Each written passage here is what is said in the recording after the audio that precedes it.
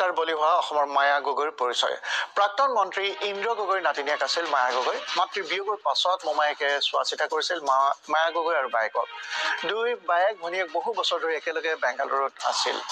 বেংগালুৰুৰ ইন্দিৰানগৰত 24 নৱেম্বৰত এপাৰ্টমেণ্টত উদ্ধাৰ হয় মায়া গগৈৰ মৃতদেহ এই হত্যাকাণ্ডৰ বাবে প্ৰেমিক আৰৱ হাৰ্ণি নামৰ এজনক গ্ৰেপ্তাৰ 23 নৱেম্বৰত আৰৱ হাৰ্ণিৰ সৈতে প্ৰৱেশ কৰিছিল এপাৰ্টমেণ্টত যুৱতীগৰাকী সন্দিকৈ মহাবিদ্যালয়ৰ পৰা 5টা বিষয়ত লেটাৰ লৈ উচ্চতৰ মাধ্যমিক উত্তীৰ্ণ হৈছিল মায়া গগৈ যোৱা মাহত এটা কৰ্পৰেট গোষ্ঠীটো চাকৰি পাইছিল মায়াই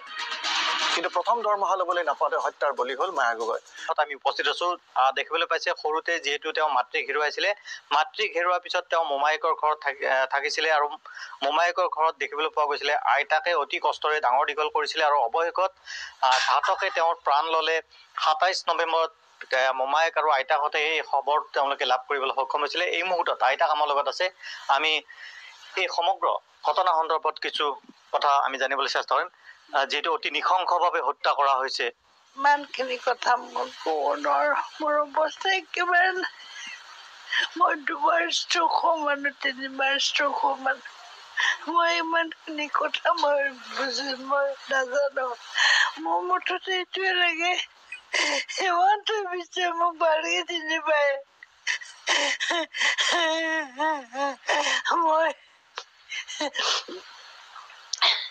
মোক ভালকে চিনি পায় হিমন্ত বিশ্ব মোক ভালকে চিনি পায় হিমন্ত বিশ্ব এইটো আপুনি ডাঙৰ দীঘল কৰিছিলে সৰু মই ডাঙৰ দীঘল কৰিছিলো দুজনী বাইক বেংগলৰ থাকে দুটা পাপাই ভনী চাকৰি কৰিছিলে পঢ়িও আছিলে ভাল চাকৰি কৰে সৰুজনী এইবাৰ এমাহ হৈছে চাকৰি তাই দৰমহাই নাপালে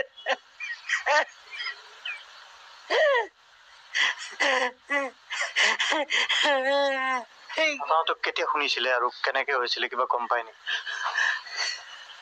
এয়া নিউজতে যেনেকে পাইছো নিউজতে পাই বোলে সিহঁতে আহিছে মই বিয়া খাবলৈ কাপোৰ পিন্ধি ৰেডি হৈ আছো গিফ্টটো দিবলৈ এইটো পঠালো আনিবলৈ গিফ্টটো লৈ পেলাই যাম আৰু বুলি ভাবিছো তেতিয়া সিহঁতে 7:30 মাতৃ কেতিয়া ঢুকাইছিলে তেওঁ তাই 3 বছৰ তাই 3 বছৰ 3 বছৰ হৈছে তাই পেৰালাইচিছ হৈছিলে ষ্ট্ৰক হৈ ব্ৰেইন ষ্ট্ৰক হৈ পেৰালাইচিছ হৈছিলে তাই সেই তাৰ ছেকেণ্ড ইয়েৰ তাই হাই ছেকেণ্ডেৰী পাছ কৰিছে তাই 3rd ইয়েৰ মাক ঢুকোৱাৰ 3rd ইয়েৰ হাই ছেকেণ্ডেৰী পাছ কৰিছে তাই হেণ্ডিক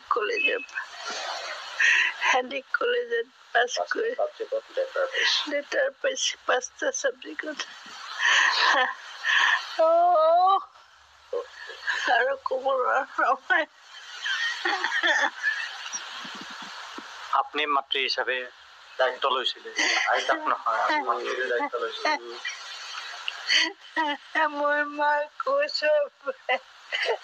তাই মোক কাকো নকৰে মৰম কৰিছে বৰতাই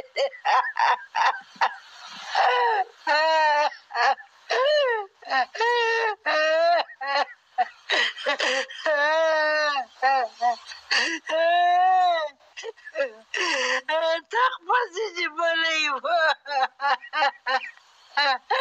হিমন্ত কিমান বছৰ ইয়াত আছিল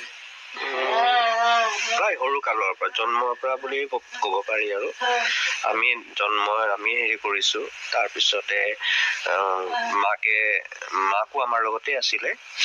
আমি গোটেইকেইটা জইণ্ট ফেমিলি হৈ পেলাই আছিলোঁ আৰু পঢ়া শুনাও ভাল আছিলে তাইৰ আৰু প্লাছ তাই মানে একদম মানে এইবিলাকৰ হেৰিত কোনো মানে ছেকেণ্ডেৰী হেৰিবিলাকত তাইৰ একো নাছিলে না তাইৰ কোনোবা বয়ফ্ৰেণ্ড আছিলে না তাইৰ কোনোবা কিবা আছিলে তাই এইবিলাক ঘিণ কৰে আৰু তাইৰ মানে মোৰ ভণ্টিহঁতৰ আৰু দুজনী ছোৱালী আছে ইহঁতকো বুজায় যে তোমালোকে বেয়া কামত নাযাবা ল'ৰা ক্ষেত্ৰত নাযাবা কাৰণ কিয় এতিয়া জীৱনটো বহুত কৰিব আছে মানে বুজায় আৰু তাই গতিকে তেনেস্থলত তাই জীৱনটোৱে পূৰ কৰিব নোৱাৰিলে পৃথিৱীখনো দেখা নাছিলে ভালকে বাংগালোৰত যাব কিমান বছৰ হৈছে 4 বছৰ আই থিংক 4 বছৰ হ'ব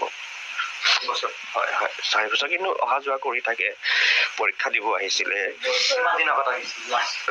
লাষ্ট 2 মাহ ছেপ্টেম্বৰত আহিছিলে মানে তাৰ বায়েকৰ লগৰ এজনীৰ বিয়া আছিলে সেই বিয়াত তাই আহিছিলে বায়েকৰ লগত বিয়া খাই সিহঁতে ডিব্ৰুগড় গৈছিলে ফুৰিবৰ কাৰণে তাৰ পৰা আহি ঘৰলৈ মানে আমাক চাব আহিলে আমি ক'লো যে এৰাতি থাকি যোৱা আৰু মোৰ তেতিয়া মানে যাব দিব ইচ্ছা নাছিলে একদম তথাপিও তাই মানে ক'লে যে নাই টিকেট হৈ গ'ল মই ডিচেম্বৰত আহিম ভনীহঁতকো কৈছিলে ডিচেম্বৰত আহিম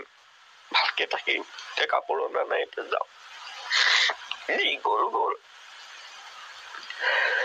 কি কম এতিয়া কিন্তু ল'ৰাটো প্ৰি প্লান আছিলে তাইক কেনেকে ভুলালে ইমান কঠিন ছোৱালীজনীক ইমান এইবিলাকত মানে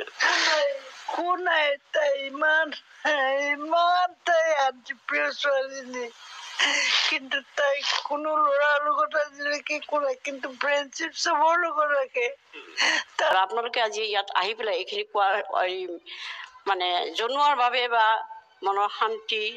আমাকো লাগে আকৌ আমি ভাবোঁ যে ল'ৰাজনক যিজন ল'ৰা এইবোৰ হেৰি কৰিছে সেইবোৰ ট'টালিকে মানে অতি সোনকালতে সিহঁতক ধৰি ফাঁচি দিয়াটোৱে মই কঠোৰ শাস্তি বিহিব লাগে বহুত শাস্তি দিবলগীয়া কাৰণ বহুত শাস্তিকে তাইক মাৰি পেলালেতো সেইটো কাৰণে বহুত শাস্তি দিয়াটো মানে সাধাৰণতে এইটো বৰ ডাঙৰ কথা আজিকালি ফাঁচিটো খুব কম হৈছে ফাঁচি নহয়েই আমাৰ অসমততো নহয় বাহিৰতো যদি সেইখিনি তেনেকুৱা এটা নহয় তেতিয়াহ'লে বৰ দুখনীয় কথা আৰু মই এটা বিজেপিৰে মানুহ এজনী সদস্য হয় মই বিজেপিৰ কিন্তু আজি মই ছাৰক অনুৰোধ কৰিছোঁ হিমন্ত ছাৰক যাতে হিমন্ত ছাৰে এই বস্তুটো মানে নিজৰ আঁকোৱালি লৈ ফাঁচিৰ অৰ্ডাৰ কৰিব বুলি মই আশা ৰাখিছোঁ মই আকৌ আপোনাৰ ওচৰলৈ আহিছোঁ আপুনি খবৰটো কেতিয়া পালে কোনে দিলে মই খবৰটো 25 তাৰিখে 7:15-20 পাইছোঁ মই দোকান এখনত মানে বিয়া এখন আছিলে তাৰ কাৰণে মই আৰু মোৰ ৱাইফে গিফ্ট ল'ব গৈছিলোঁ আমি গিফ্ট চোৱা চিতা কৰি থাকোঁতে মোৰ ৱাইফৰ চকুত পৰিল টিভিটো NDN 24 তাতে আমি খবৰটো পালোঁ এতিয়া আপোনালোকৰ পৰিয়ালত আৰু কোন কোন আছে মোৰ মাজু ভণ্টি আছে ইয়াত